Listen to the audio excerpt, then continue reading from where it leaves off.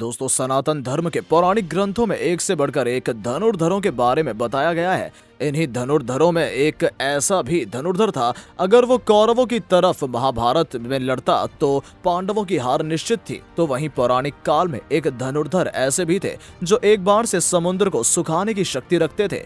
आखिर ये महान धनुर्धर कौन थे, जानेंगे आज के इस वीडियो में। और साथ ही ये भी जानेंगे कि पौराणिक काल के 8 सबसे सर्वश्रेष्ठ धनुर्धर कौन थे। बने रहें हमारे साथ वीडियो के अंत तक। और यदि आपने अभी तक हमारे चैनल को सब्सक्राइब नहीं किया तो चैनल को सब्सक्राइब करें और बेल आइकन को दबा दें, ताकि हम जो भी नई वीडियो अपलोड करें उसकी नोटिफिकेशन आपको मिलती रहे।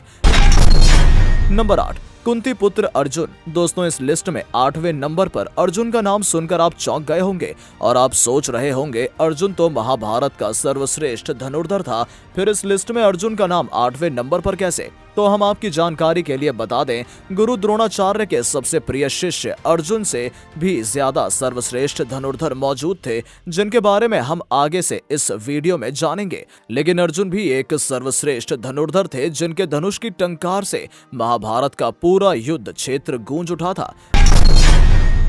नंबर 7, एकलव्य। हमारी इस लिस्ट में 7वें नंबर पर एकलव्य का नाम आता है। एकलव्य ने गुरु द्रोणाचार्य की मूर्ति बनाकर उनकी मूर्ति के समक्ष ही धनुर्विद्या को ग्रहण किया था। ऐसे में हम आपको बता दें, एकलव्य अर्जुन से भी सर्वश्रेष्ठ धनुर्धर था। लेकिन इस बारे में जब गुरु द्रोणाचार्य को पता चला तो एकलव्य से उन्होंने पूछा कि तुम्हें धनुर्विद्या की शिक्षा कहाँ से मिली?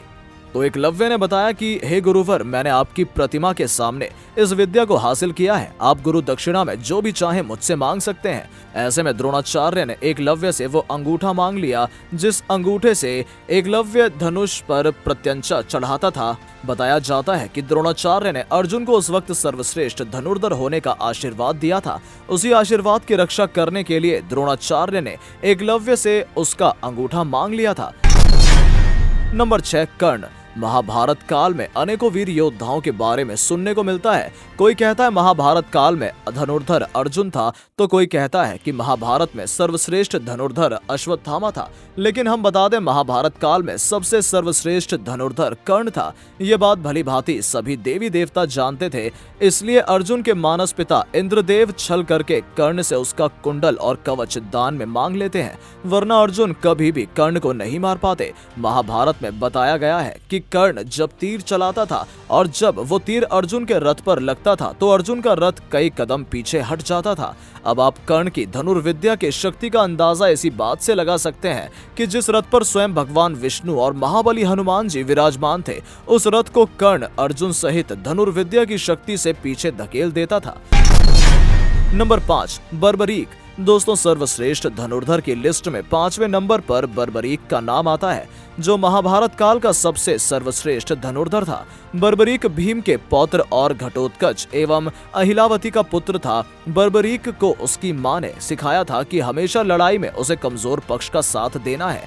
इसलिए बर्बरीक कौरवों के पक्ष और पांडवों के विरुद्ध युद्ध लड़ना चाहता था। आपकी जानकारी के लिए बता दें, बर्बरीक इतना बड़ा धनुर्धर था, अगर वो पांडवों के विरुद्ध युद्ध लड़ता तो एक ही तीर से 5 पांडव सहित उसकी पूरी सेना का वध कर देता। श्री कृष्ण इस बात को जानते थे, इसलिए उन्होंने ब्राह्मण रूपी भेष धारण करके दान में बर्बरीक का सिर मांग लिया।